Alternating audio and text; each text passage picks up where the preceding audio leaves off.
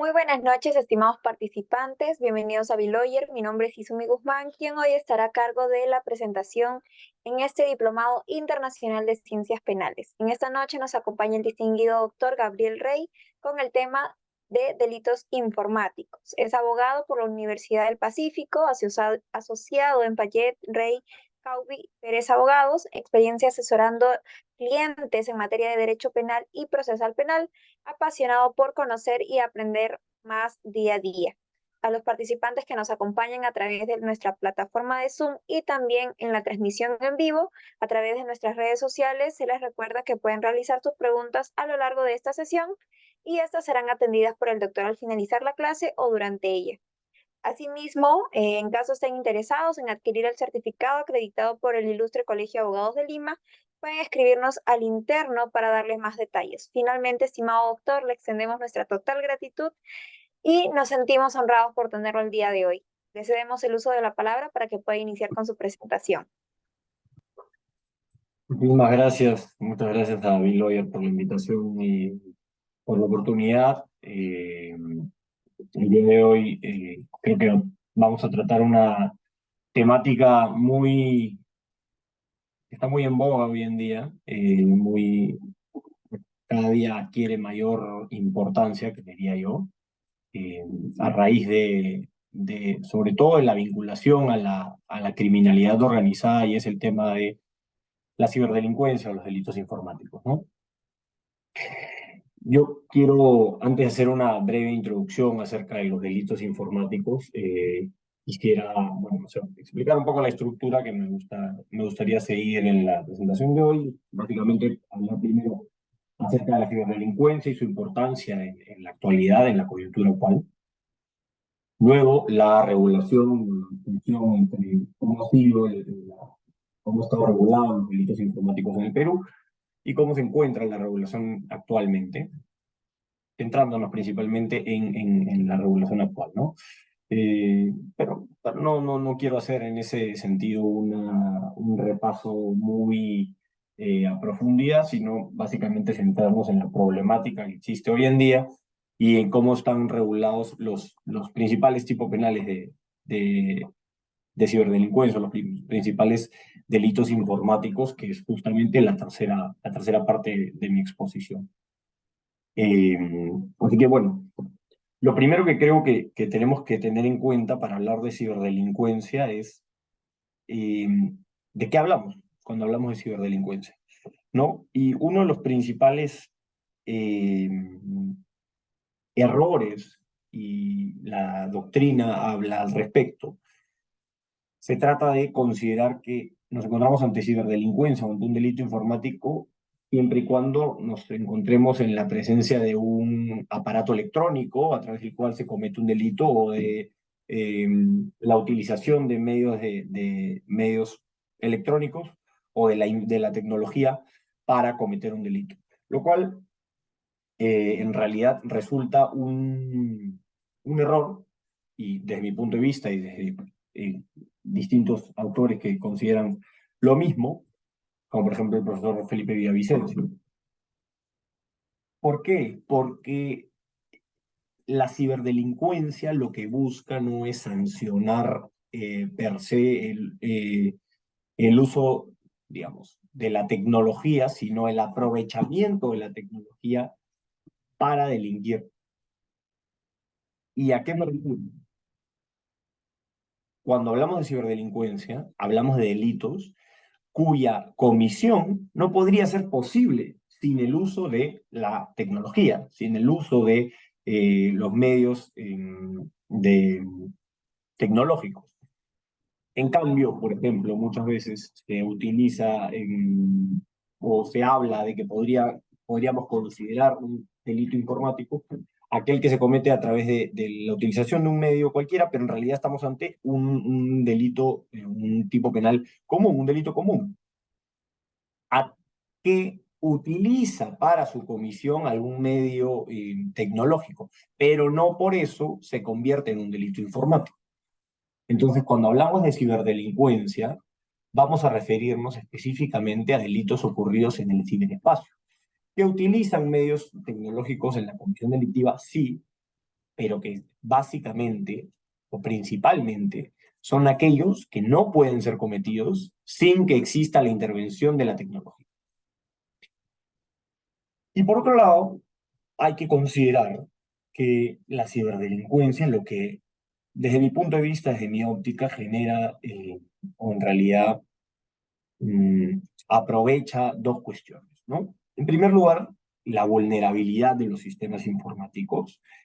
Vamos a ver cuando entremos un poco más a analizar cada uno de los tipos penales o los principales tipos penales que se regulan en la ley de delitos informáticos, que principalmente lo que el sujeto activo realiza es vulnerar o afectar un sistema informático que tiene una estructura, que tiene un diseño, pero a través de las habilidades, de las capacidades, aptitudes con las que cuenta el sujeto activo, es decir, el perpetrador del delito informático, esta persona que tiene un expertise, un desarrollo, una sofisticación en el manejo y en el uso de sistemas informáticos, vulnera o aprovecha la vulnerabilidad de un sistema informático puntual, ¿no? Entonces se atenta contra los sistemas informáticos de entidades públicas, se atenta contra los sistemas informáticos de empresas privadas, incluso contra sistemas informáticos de entidades privadas sin fines de lucro, como pueden ser universidades. ¿Para qué? Para aprovecharse la información con la que cuenta un centro educativo, etc.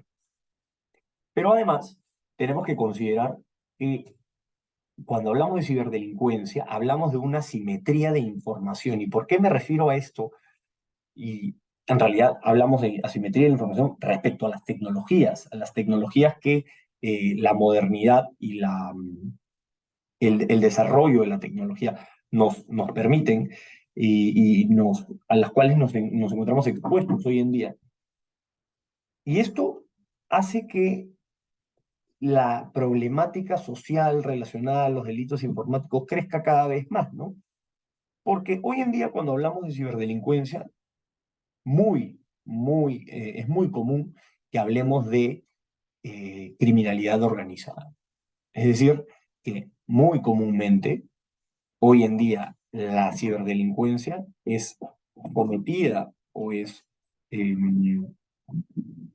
una de las actividades que realizan organizaciones o bandas criminales.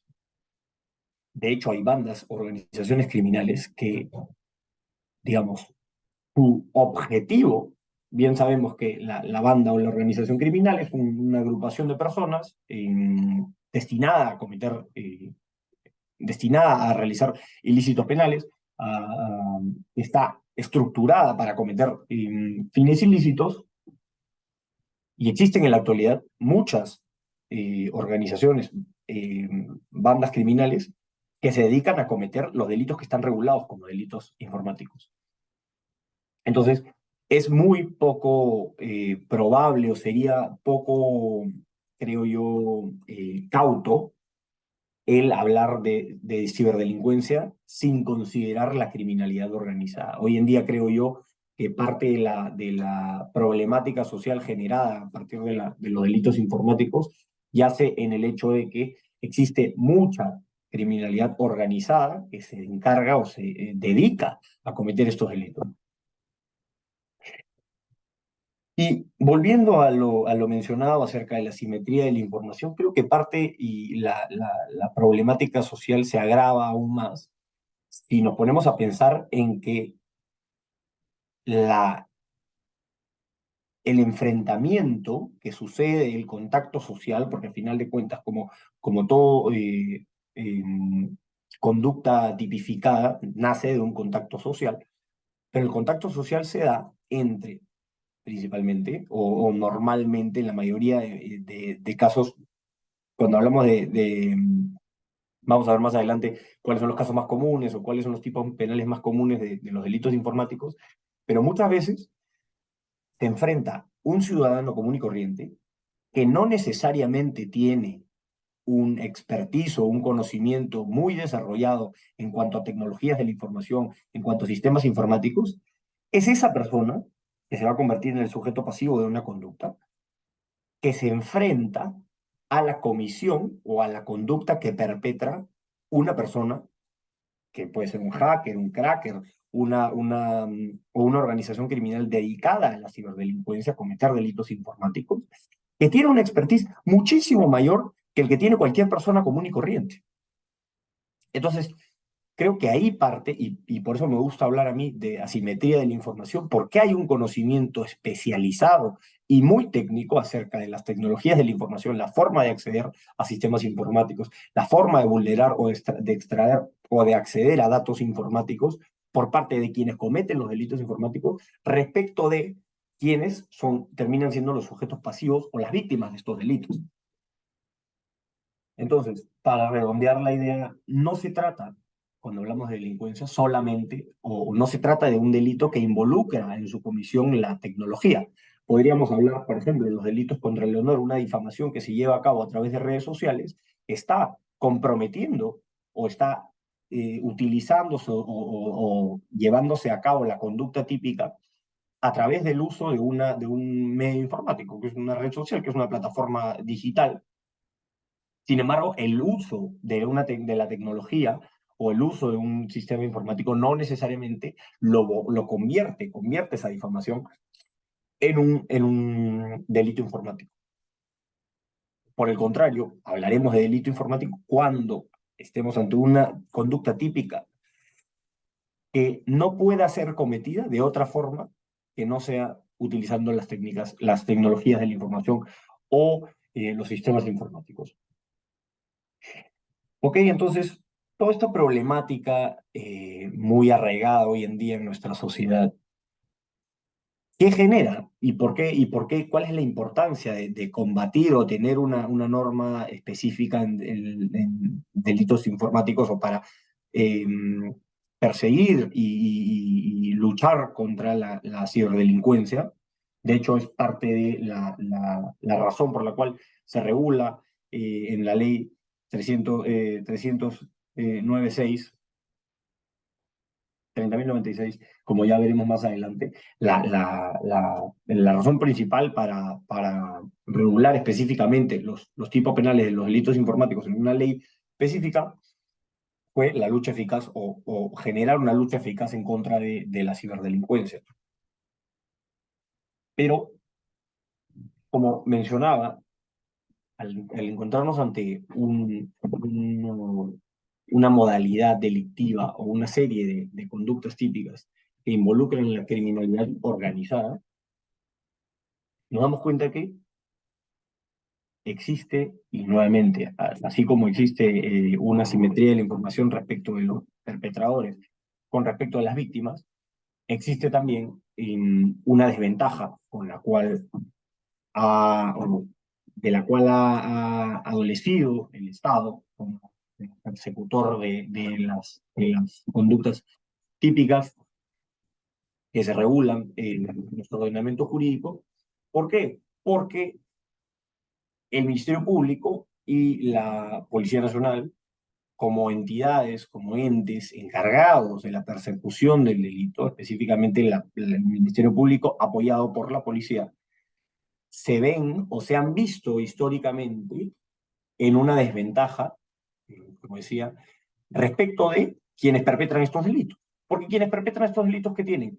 Tienen, de buenas a primeras, tienen un expertise muy, muy sofisticado acerca de cómo llevar a cabo estas conductas típicas, cómo atentar contra sistemas informáticos, cómo extraer o acceder a datos informáticos de las víctimas, entre otros.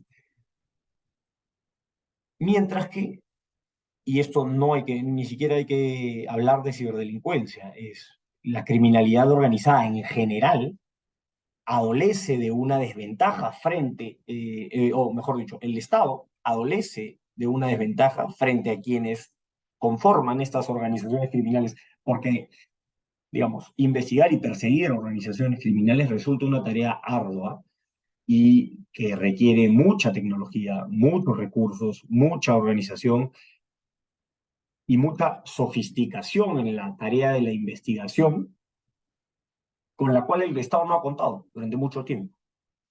Y si no lo ha contado para perseguir delitos cometidos por organizaciones criminales, pero que no necesariamente tienen que ver con delitos informáticos, con mayor razón tiene esta desventaja el Estado, o la ha tenido, cuando hablamos de ciberdelincuencia. ¿Por qué? Porque evidentemente el acceso a tecnologías sofisticadas y a recursos es mucho más, o suele ser mucho más, o mucho mayor por parte de quienes cometen los delitos respecto de el Estado que esté en la necesidad o en la obligación de perseguir a quienes cometen estos delitos. Entonces, resulta una tarea difícil y cuesta arriba para el Estado, eh, la búsqueda o la identificación de quienes cometen estas conductas, el recabar evidencia de la comisión de los delitos, mm, la, la estructuración de una teoría del caso, pues porque evidentemente se necesita tener cierta capacitación, cierto know-how acerca de cómo funciona una organización criminal que comete delitos informáticos para poder después eso perseguirlo, investigarlo y poder eventualmente llevarlo a un juicio. Es decir, un fiscal cualquiera, un fiscal que no tiene una capacitación, una sofisticación en cuanto a las formas y las modalidades en las cuales se comete la ciberdelincuencia, no podrá o no va a estar en las capacidades, en primer lugar, de identificar a quiénes son los responsables. En segundo lugar, de recabar las evidencias y los elementos de convicción necesarios que después van a ser ofrecidos en calidad de medios probatorios para un eventual juicio oral. Y luego de convencer a un juez, primero durante la investigación, durante la etapa intermedia, y posteriormente en un juicio oral, de convencer al juez de cómo se ha realizado la conducta típica, cómo se enmarca la conducta típica dentro de uno de las modalidades de los delitos informáticos, y cómo a través de las evidencias recabadas esa conducta va a quedar, eh, va a ser acreditada, va a ser probada en un juicio oral. Entonces, evidentemente, esto acarrea un incremento de recursos que el Estado tiene que asignar para combatir la ciberdelincuencia. Es decir, y para redondear la idea, no es tarea fácil combatir o luchar eficazmente contra la ciberdelincuencia, porque no solo acarrea la sofisticación que tienen los perpetradores respecto del Estado, sino que el Estado, para lo cual el Estado y combatir en Estado en igualdad de armas tiene que asignar mucho mayores recursos, y no solo de tecnologías, no solo de sistemas informáticos para identificar una conducta ilícita, sino de capacitación propia en su recursos. Entonces, hoy en día, el Ministerio Público, a través de la creación de fiscalías especializadas en ciberdelincuencia y el fortalecimiento de la División de Investigación de Delitos de Alta Tecnología en la Policía Nacional de Perú, la Dirección de Investigación Criminal, son parte de los avances que se está buscando o a través de los cuales se pretende reducir esta brecha que existe entre aquellas personas, aquellas organizaciones que se dedican a la ciberdelincuencia frente al Estado como perseguidor de estas conductas que son evidentemente reprochables a nivel social, ¿no? Sin embargo, a pesar de todo este incremento en la búsqueda de cómo combatir estas conductas típicas, no podemos negar que el aumento de los casos, de las denuncias de delitos informáticos, crece exponencialmente. Es innegable que hoy en día, a diferencia de lo que sucedía incluso antes de la pandemia, o sea, es decir, no hace mucho tiempo, y de hecho con la pandemia, el aumento de casos de denuncias y de casos de delitos informáticos ha crecido exponencial. Y lo vamos a ver a continuación. Pero debemos hablar además de, y haciendo un paréntesis al contexto, a la coyuntura de la cual hablamos, pero ¿por qué es tan importante hablar de delitos informáticos? En primer lugar, porque no solo se afectan bienes jurídicos individuales, ya vamos a ver que hay los distintos delitos regulan conductas que afectan o atentan contra bienes jurídicos individuales, como lo pueden ser el patrimonio, en el caso del fraude informático, o la intimidad o la indemnidad sexual incluso, sino que también, y más a nivel macro, se afectan o se atentan contra bienes jurídicos colectivos. ¿Y qué hablamos? Cuando hablamos de bienes jurídicos colectivos, hablamos de la incidencia en el desarrollo del colectivo social. A diferencia de cuando hablamos de bienes jurídicos individuales, donde se incide en el desarrollo propio de una persona, si se atenta contra mi intimidad, están afectando directamente contra mi desarrollo como persona individual. Pero cuando hablamos de bienes jurídicos colectivos que se ven afectados por una conducta típica de un delito informático, hablamos que se afectan, además de, lo que, de los bienes jurídicos individuales que se pueden afectar o se pueden ver afectados en una conducta u otra, hablamos de que se está afectando el desarrollo de la sociedad en general. ¿Y por qué hablamos por qué mencionamos el desarrollo de la sociedad en general? Porque se afecta un bien jurídico que es la información en términos genéricos. ¿Y por qué hablamos de información en términos genéricos? Porque a partir de la afectación de la información, se afectan, se derivan afectaciones como la afectación del tráfico jurídico, entre otras, pero básicamente la información, la veracidad de la información a la cual estamos todos expuestos constantemente, se va a ver afectada como un bien colectivo, ¿no? Entonces,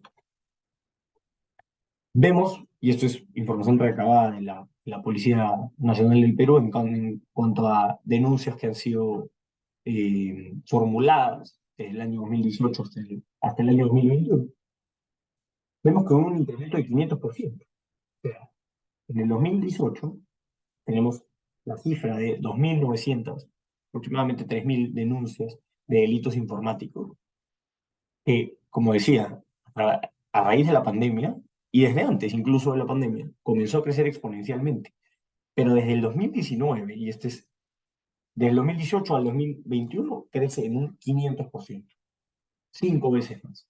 Pero incluso del 2019 hasta el 2021, es decir, en el tiempo más crítico de la pandemia, el número de casos, el número de denuncias de delitos informáticos creció en el doble. Es decir, las conductas o los casos de comisión de delitos informáticos aumentó sustancialmente. ¿Y a qué le podemos atribuir esta situación? ¿A qué le podemos atribuir este crecimiento en el número de casos? En primer lugar, eh, creo yo que al crecimiento acerca de la información sobre estas conductas típicas. ¿A qué me refiero? A que en, a razón de la lucha contra la ciberdelincuencia como parte de la criminalidad organizada que ha emprendido durante los últimos años el Estado peruano, en parte con la ley de delitos informáticos, pero entre otros a través de campañas de información hacia el ciudadano promedio, hoy en día se conoce y el ciudadano promedio es mucho más consciente acerca de qué es un delito informático, cuándo se encuentra uno ante un delito informático y qué puede hacer ante luego de haber sufrido una conducta que puede calzar dentro de un delito informático. Entonces, eso en primer lugar, el hecho de que el Estado de alguna manera esté haciendo su trabajo de informar al ciudadano de cuáles son las herramientas que tiene para denunciar este tipo de hechos y cuáles son las alternativas eh, con las que puede, eh, digamos, combatir o poner en conocimiento de las autoridades. Hoy en día se pueden plantear denuncias de manera virtual, ante el Ministerio Público, ¿no? Sin necesidad de recurrir ante la policía, entre otros. Ha habido una campaña eficaz, creo yo, para dar a conocer a la ciudadanía acerca de lo que puede hacer ante el sufrimiento de una conducta que puede subsumirse dentro de un delito informático.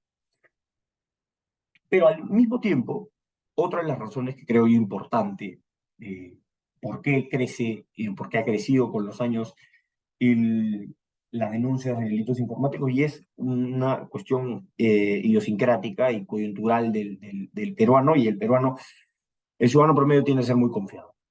Y lógicamente, sumado a las técnicas que desarrollan los ciberdelincuentes y las bandas y organizaciones criminales que se dedican a cometer este tipo de delitos, la sofisticación de sus técnicas delictivas genera que el peruano confiado, el peruano de a pie promedio, eh, no sepa o no tenga las herramientas para identificar cuándo se está, por ejemplo, en un caso de una oferta de una entidad financiera o frente a una suplantación, ¿no? Entonces, hay tal sofisticación de parte de los delincuentes, los ciberdelincuentes, sobre las técnicas que utilizan, que una persona podría perfectamente no identificar cuando se está ante una vulgar suplantación, o cuando es tan sofisticada la suplantación que no hay forma de identificar que lo es. No hay forma de decir, ah, no, esto es una suplantación y no es el banco la caja o la financiera que me está llamando. Entonces, eso afecta evidentemente o condiciona el marco actual, coyuntural, además de que, y esto es, creo yo, parte también de la lucha o de las cuestiones pendientes que se encuentran en la lucha contra la ciberdelincuencia, y es que creo yo que el ciudadano promedio no se encuentra plenamente informado, ya no de las, como mencionaba antes, de las acciones que puede hacer cuando se ve vulnerado o se ve afectado por un delito informático, sino sobre todo de cuáles son las modalidades de delitos informáticos, cuáles son las modalidades delictivas o el que en la práctica toma un ciberdelincuente para estafar, para suplantar una identidad, etcétera, para acceder a datos informáticos, sistemas informáticos, etcétera. Entonces, ante el desconocimiento por parte del ciudadano sobre cuáles son las modalidades delictivas, evidentemente hay una tendencia a caer, a ser víctima de estas modalidades delictivas, ¿no? ¿Y cuáles son los principales riesgos?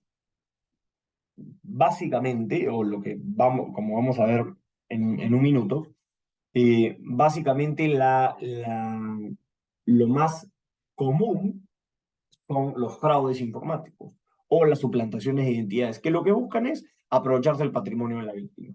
Entonces, el principal medio o el principal bien, eh, el principal riesgo ante el cual se expone la víctima es a la pérdida de dinero. Hoy en día, por lo menos, es lo más común, digamos, y guiándonos sobre las denuncias o los registros de denuncias que tiene, con los que cuenta la Policía Nacional del Perú. ¿Por qué? Porque existen o páginas falsas que crea un hacker, diseña una página que es similar a la que podría ser de una entidad financiera o la de una empresa comercial de servicios, pide que registres tus datos, etcétera, y a partir de eso recopilan la información y generan o acceden al patrimonio de la persona.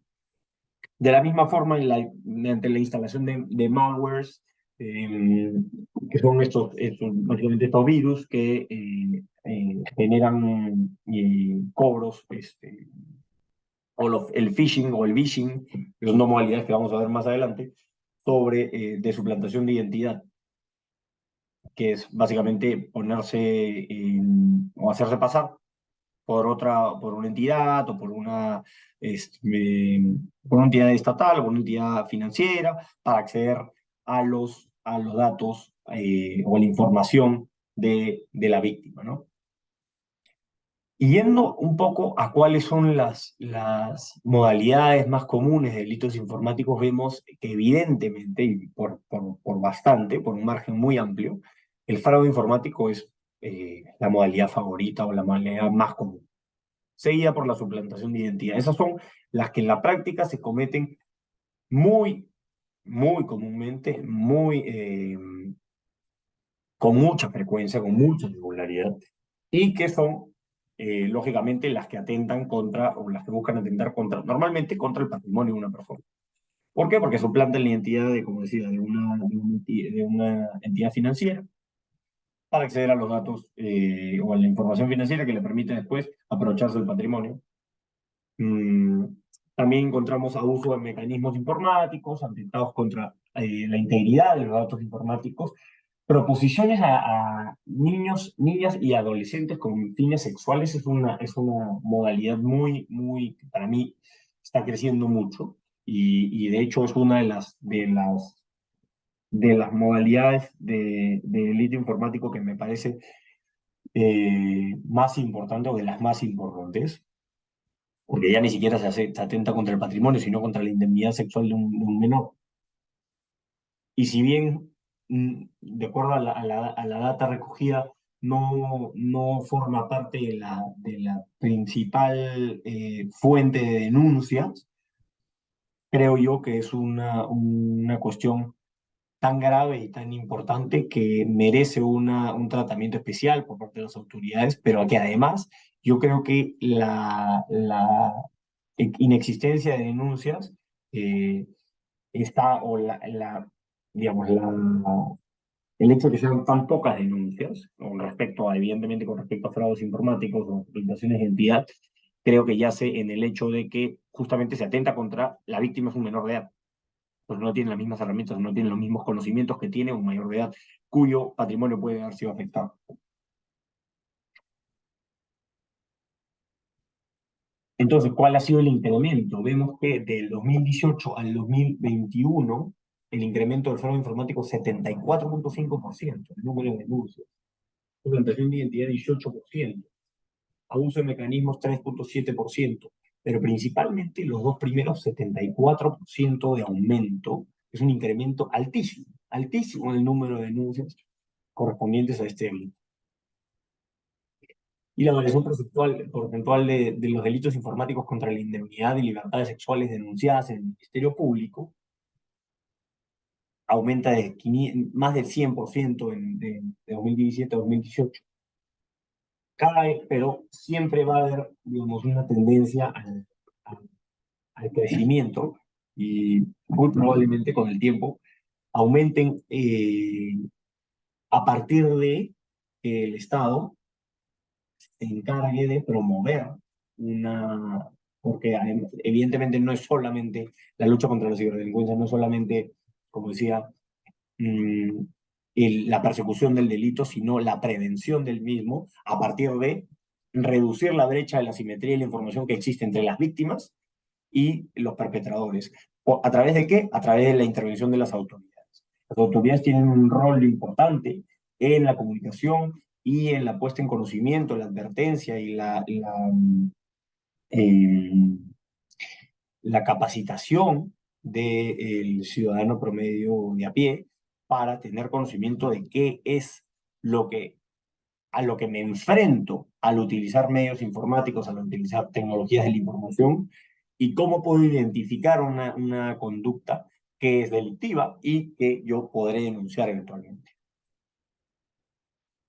¿Y qué conductas involucran los delitos informáticos? Bueno, aquí me he centrado en tres de ellas. El phishing o el vishing constan en hacerse pasar, como decía ya, por empresas de servicios, entidades gubernamentales o personas naturales.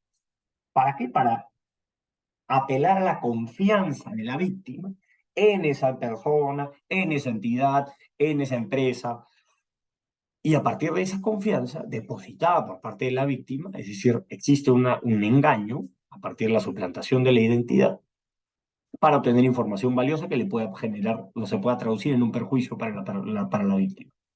Entonces existe un aprovechamiento nuevamente de la confianza depositada en la víctima, de la víctima en el sujeto activo. ¿A partir de qué? A partir de la suplantación de la identidad. El término phishing nace bueno, el término phishing, de pescar en inglés. ¿Por qué? Porque ¿qué es lo que buscan los perpetradores, las personas que cometen esta conducta? Es que la víctima muerde el anzuelo, a través de la suplantación de identidad, que la víctima muerde el anzuelo y a partir de eso yo pueda obtener un beneficio. Y la diferencia del phishing y el vishing básicamente se centra en que el vishing es, el concepto proviene de voice phishing, que es básicamente la suplantación a través de llamadas telefónicas. Es decir, se busca, por ejemplo, a través de una llamada suplantando una entidad financiera, obtener la información financiera de una persona, indicando, por ejemplo, eh, que la entidad va a aumentar la línea de crédito de una persona y, por lo tanto, mediante el teléfono le solicita o el PIN de su tarjeta, o el token digital, o el número de las cuentas, o incluso el código de seguridad de la tarjeta de crédito o débito, etcétera, ¿no? E incluso, y volviendo a la referencia que se utilizan hoy en día, técnicas cada vez más sofisticadas, hoy en día muchas de estas modalidades de phishing utilizan bots, los típicos bots que son, digamos, utilizan tecnología para simular la voz humana a partir de una máquina que lee un texto, y estos textos, estos bots recaban la información, evidentemente dirigidos o controlados por una persona natural, pero es una de las modalidades que se utiliza hoy en día para recabar o para suplantar la identidad. Y por otro lado, bueno, otra de las modalidades de delitos informáticos es el grooming, que es nuevamente las proposiciones planteadas por adultos a menores de edad con el objetivo de recabar material pornográfico, realizar chantajes o proponer actos de connotación sexual con menores de edad.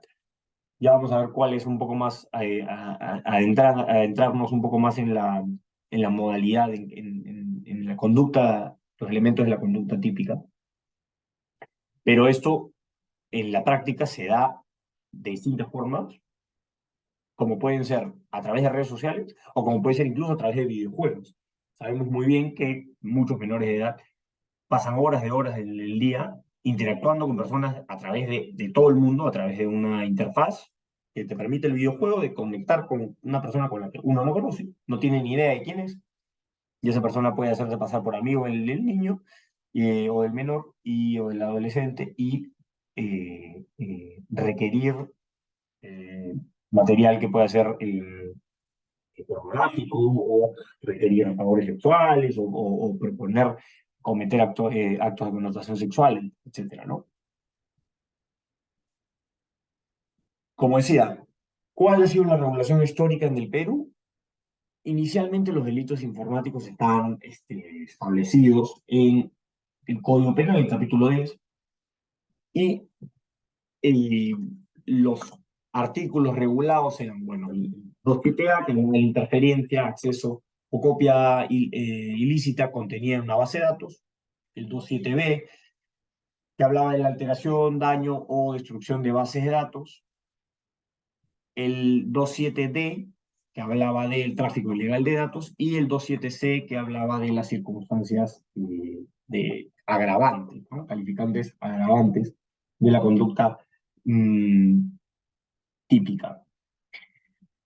Luego, como decía ya hace unos instantes, el, el Estado, a partir de este interés, esta búsqueda de la lucha de hacer más eficaz la lucha contra la ciberdelincuencia, promulgó la Ley de Delitos Informáticos, que básicamente tipificó los delitos que hoy en día se encuentran vigentes en el ordenamiento jurídico. Y luego, para adaptar estos mm, conceptos, estos tipos penales, al Convenio de Budapest, que es un convenio internacional donde se regulan muy, muy concretamente y muy específicamente la lucha las modalidades de cibercriminalidad y la forma en la cual combatirlos.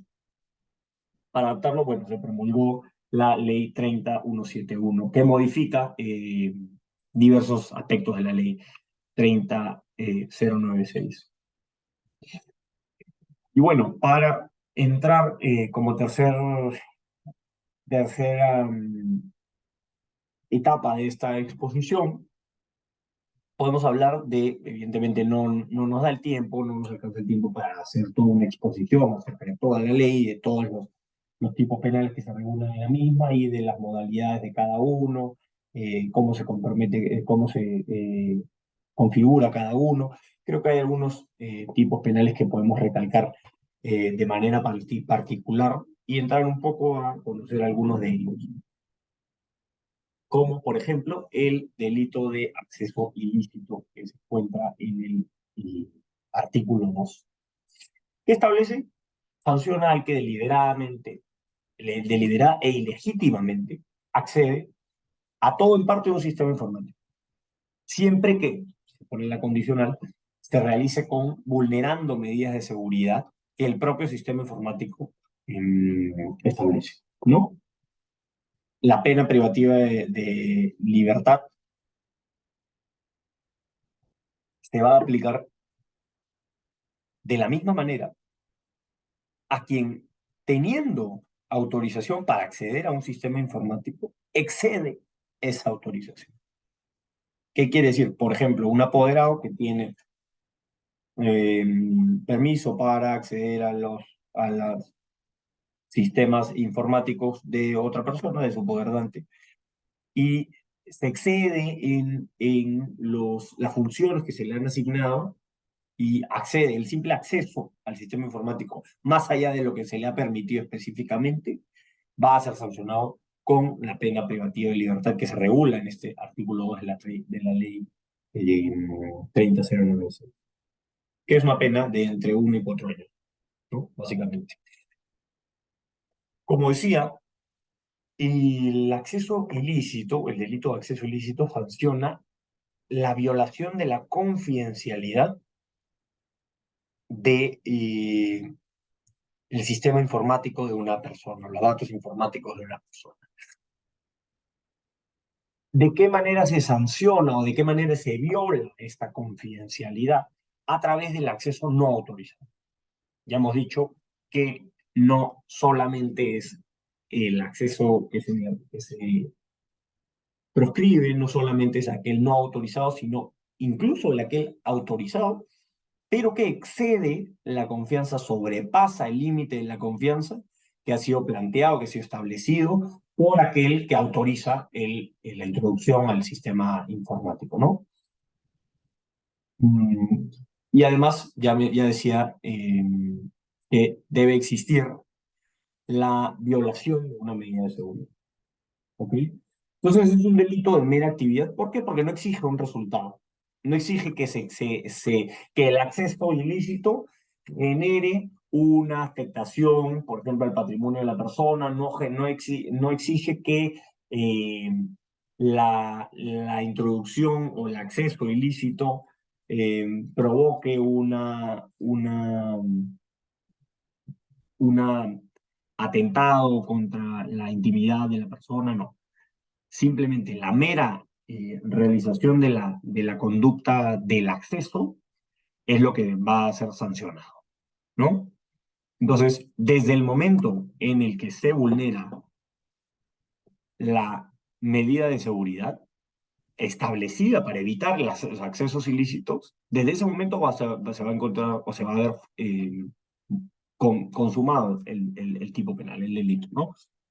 Entonces, el típico ejemplo que encontramos aquí, y es de mucha atención para los jóvenes, porque existe jurisprudencia que incluso regula o establece que esto podría configurar como un acceso ilícito, es el típico acceso de un novio, de un enamorado, a los sistemas informáticos de su pareja,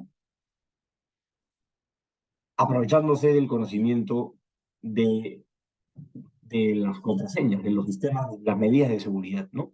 Entonces, si la pareja de uno conoce la contraseña de su pareja, valga la redundancia, y accede sin permiso, o si es que lo tuviese la clave de la laptop, pero no se ha permitido ingresar a un sistema informático en particular, se estaría configurando el acceso ilícito, ¿no? Luego tenemos como segunda modalidad que creo que vale la pena recalcar por sobre las demás, y ya lo decía antes, creo que yace en la gravedad del daño. Y es que el artículo 5 de la ley 30096 regula las proposiciones a niños, niñas y adolescentes con fines sexuales por medio de las tecnologías de la información, por medios tecnológicos.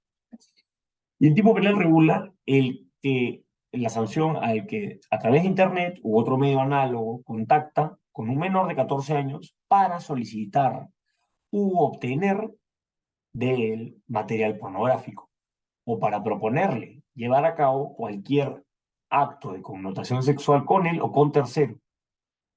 Y esta persona será reprimida con una pena privativa de libertad no menor de 4 ni mayor de 8 años. Aquí, bueno, el segundo párrafo regula una pena menor cuando la víctima se encuentre entre los 14 y los 18 años. ¿Por qué? Porque básicamente le asigna una cierta capacidad o mayor capacidad de discernimiento a una persona mayor que es menor de edad, pero es mayor de 14 años. Sin perjuicio de que igual se le asigna una pena, igual está evidentemente prohibido y configura un delito de esta naturaleza informática, pero se reduce un poco, muy poco la pena. Originalmente va de 4 a 8, en este caso se reduce a de 3 a 6 años, pero definitivamente se sanciona igual la proposición indebida por parte de un adulto a un menor, ¿no? Entonces, ¿de qué hablamos en este caso? Hablamos de un adelantamiento de las barreras de la punibilidad. ¿Para qué? Para sancionar el hecho de que se contacte a un menor para, con la intención de cometer una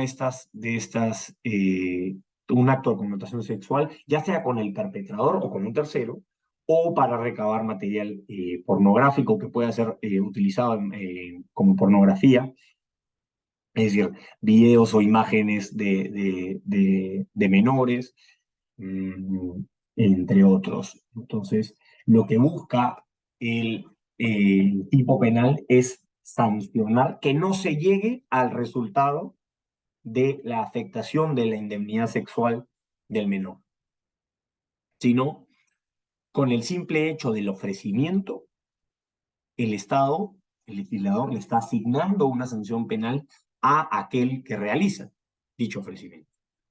En otras palabras, se busca sancionar el acto de ofrecer, vender, distribuir o exhibir material pornográfico de menores, como también el, el, el, el bueno, en realidad todo nace o parte de lo mismo, ¿no? Pero es la idea o lo interesante, lo importante es resaltar el adelantamiento de las barreras de punibilidad por parte del legislador para sancionar el ofrecimiento, la simple proposición. Y bueno, lo que ya mencionaba, ¿no? Los dos párrafos del tipo penal distinguen dos modalidades dependiendo de la edad del menor, ¿no? Se le asigna una sanción mayor al, al, a los menores cuando la conducta es perpetrada respecto de un menor de 14 años, frente a los menores entre 14 y 18 años.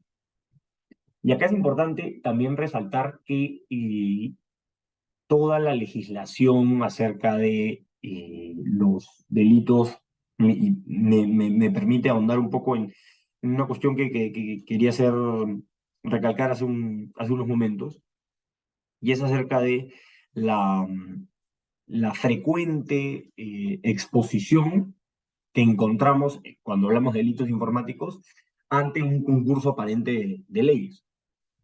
Como sabemos, el concurso aparente se presenta en las circunstancias en donde dos conductas o dos ilícitos penales o dos tipos penales se pueden aplicar a una misma conducta. y a través de distintos criterios se va a definir cuál es la conducta que finalmente se aplique a un caso concreto.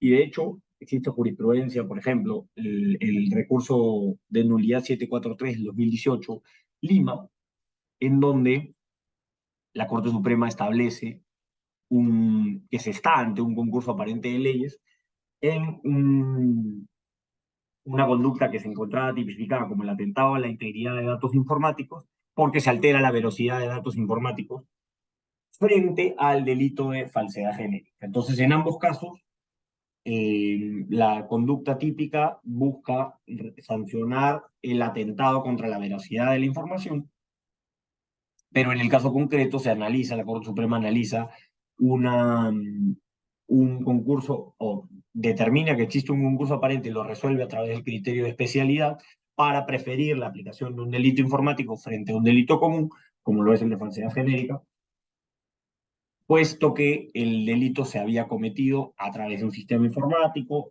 o alterando datos informáticos utilizando tecnologías de la información. ¿No? Entonces, normalmente en la, en la, en el caso de la ciberdelincuencia nos vamos a encontrar muchas veces frente a delitos o a concursos aparentes de delitos. Luego, otro delito que resulta de vital importancia cuando se habla de delitos informáticos es el delito de fraude informático. Ya hemos visto que es la modalidad más recurrida por los ciberdelincuentes y es la modalidad que más se denuncia debido a lo común que resulta ser, ¿no? Entonces, el fraude informático sanciona al que delibera ilegítimamente procura para sí o para otro un provecho ilícito en perjuicio de un tercero, diseñando, introduciendo, alterando, borrando, suprimiendo o clonando datos informáticos o interfiriendo, manipulando el funcionamiento de un sistema informático. Y en este caso se agrava la conducta cuando el sujeto pasivo o la afectación es contra el patrimonio del Estado. Entonces, evidentemente identificamos que estamos ante un delito de resultado. ¿Por qué? Porque no solamente se trata de una afectación al diseño, la introducción de datos informáticos falsos, o la alteración, borrado, supresión o clonación de datos informáticos, o la interferencia de una manipulación de un sistema informático. Es decir, todo eso se requiere como elementos objetivos del tipo penal, pero no es suficiente para configurar el delito de fraude informático. Será otro delito. Podrá ser atentado contra la integridad de datos informáticos o de sistemas informáticos, pero no va a ser fraude informático. ¿Por qué? Porque lo que va a generar que sea un delito de fraude informático es el resultado de la afectación, la afectación digamos, de la víctima a partir del provecho ilícito del perpetrador, ¿no? Entonces, nuevamente, no solamente se requiere el atentado contra los datos informáticos, la manipulación de los datos informáticos o los sistemas informáticos, sino que esa conducta se tiene que ver traducida en un resultado que afecte al tercero, a la víctima, en beneficio del perpetrador, del sujeto activo. Y aquí encontramos, evidentemente, uno de los casos ejemplares es la clonación de tarjetas, ¿no? Otra de las modalidades, o las principales modalidades de fraude informático pueden ser los datos falsos, engañosos, a través de la manipulación de datos de entrada a la computadora con el objetivo de ocasionar movimientos falsos en las transacciones de una empresa, es decir, se altera los sistemas informáticos de una empresa para generar que la misma, por ejemplo, en, en el caso de empresas, en las áreas de contabilidad o las áreas de cobranzas o las áreas de tesorería, una persona podría alterar el sistema informático introduciendo datos falsos que lleven a la empresa a realizar transacciones que evidentemente no la beneficien o no sean en el marco del común o el desarrollo de sus actividades, sino para beneficiar a la persona que comete el delito.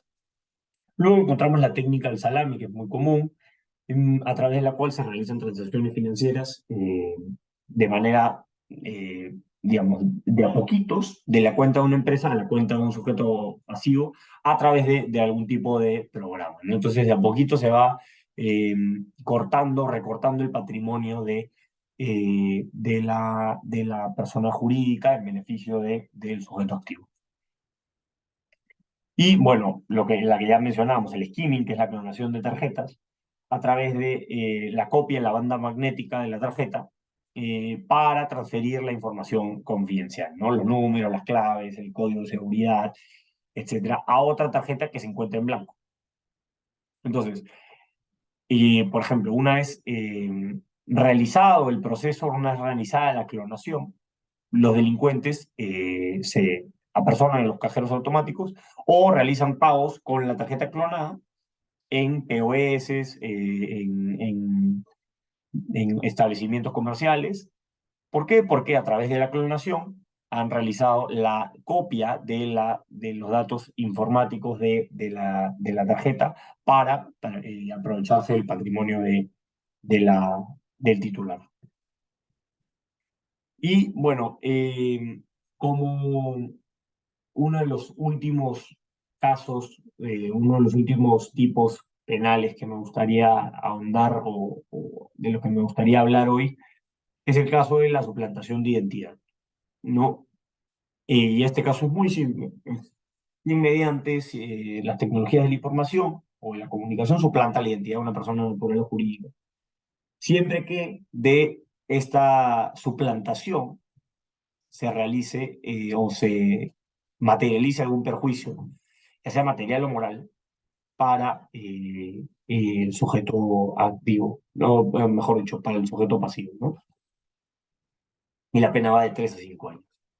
Entonces, en este caso, se sanciona la suplantación, es decir, el hacerse pasar por otra persona, el ocupar el lugar de alguien, eh, ya sea de una persona natural o de una persona jurídica, para provocar un perjuicio en la víctima.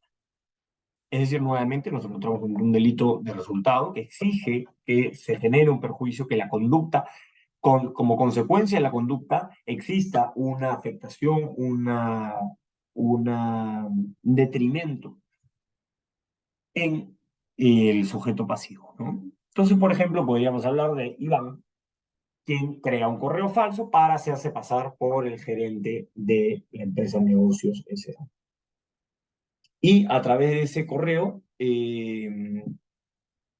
logra obtener información bancaria relevante de la empresa y como consecuencia de eso eh, obtiene, se aprovecha del patrimonio de la empresa. Es decir, se suplanta la identidad de una persona para obtener información importante y a partir de ello perjudicar al sujeto pasivo. Bueno, y volviendo un poco a los casos de suplantación de identidad, aquí encontramos las modalidades que ya hemos hablado, ¿no? El phishing y el vishing, o el farming, que son modalidades típicas de suplantación de identidad. Las diferencias son a través de qué modalidad se haga la suplantación, pero el phishing normalmente es, por ejemplo, a través de correos, ¿no? ¿Quién no ha recibido algún correo en donde se identifica que, por ejemplo, el correo de, pongamos una entidad bancaria X, el BBVA? Entonces uno recibe un correo en donde el encabezado sale BBVA, el remitente aparentemente tiene un correo con dominio en el BBVA, eh, que al simple vista no se puede identificar, ¿no? O sea, uno lee BBVA y cree que es el correo regular, pero quizá el dominio correcto de BBVA en Perú sea bbva.com.pe y el correo de esta persona es bbva.pe solamente o .org. Entonces es un correo fraudulento a través del cual se pretende engañar o se pretende suplantar la identidad de la persona jurídica para generar que un cliente de ese banco realice alguna acción, ¿no? Entonces, por ejemplo, podría ser un correo a través del cual indican que se pretende acceder a un crédito y para lo cual tiene que indicar los datos de sus cuentas y el código de seguridad en una ventana emergente para que se le pueda depositar el préstamo, y hay mucha gente que cae en esas suplantaciones. Entonces, en ese caso, podríamos hablar de un phishing. O, por ejemplo, cuando uno quiere solicitar algún tipo de beneficio por parte de una entidad bancaria, entonces ingresa, por ejemplo, para no poner BBVA, para poner Interbank, por decirlo.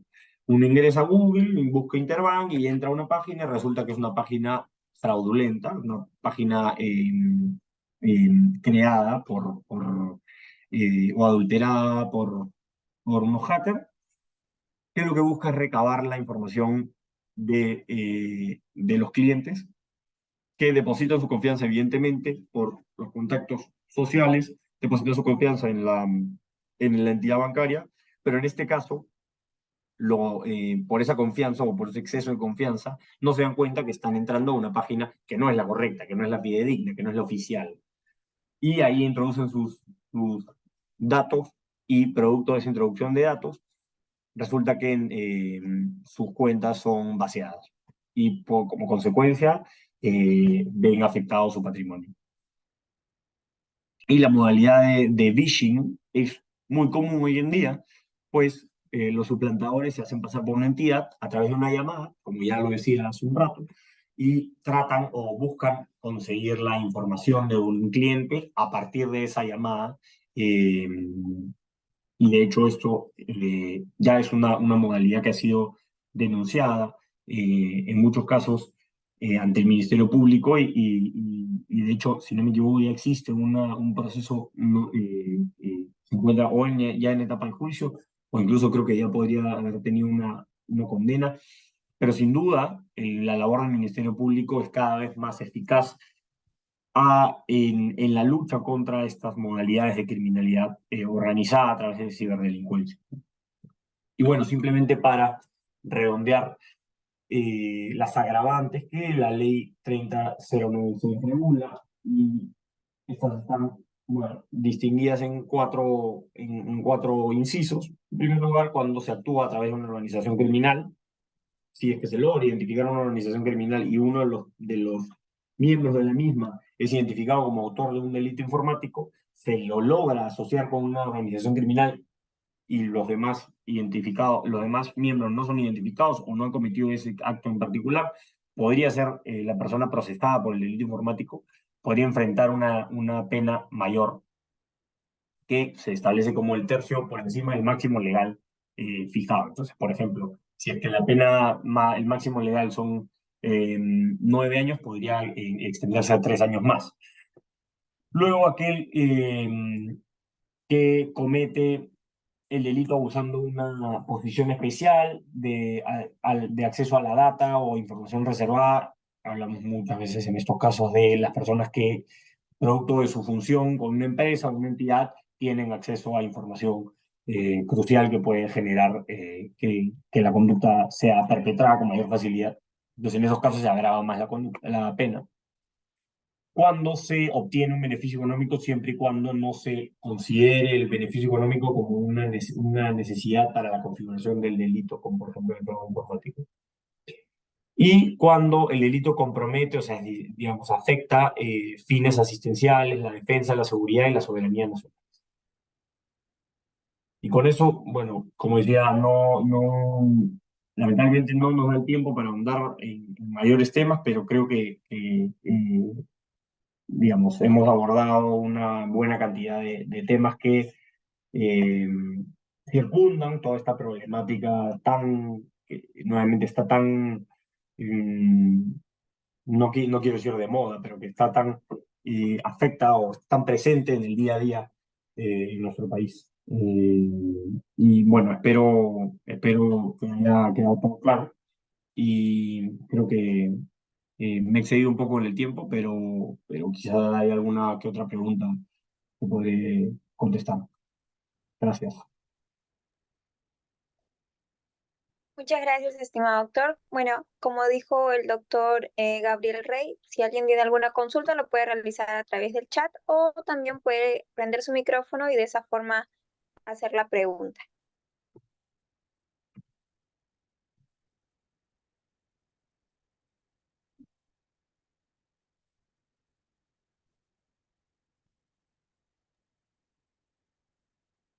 Bueno, doctor, me parece que todo quedó muy claro. La verdad es que ha sido una ponencia muy completa y le agradecemos por eso. Te queremos agradecer también a nombre del Ilustre Colegio de Abogados de Lima y de todo nuestro equipo de B-Lawyer. Le extendemos el agradecimiento por su participación en este diplomado y bueno, esperamos también contar con usted para futuros eventos académicos. Muchas gracias, doctor. Muchísimas gracias. Gracias a todos por su atención y espero atento para una nueva oportunidad. Un placer. Gracias. Muchas gracias. Estimados participantes, con ello hemos finalizado la sesión del día de hoy. Recordarles que quienes estén interesados en adquirir el certificado pueden escribirnos al interno. Tengan muy buenas noches y hasta la próxima.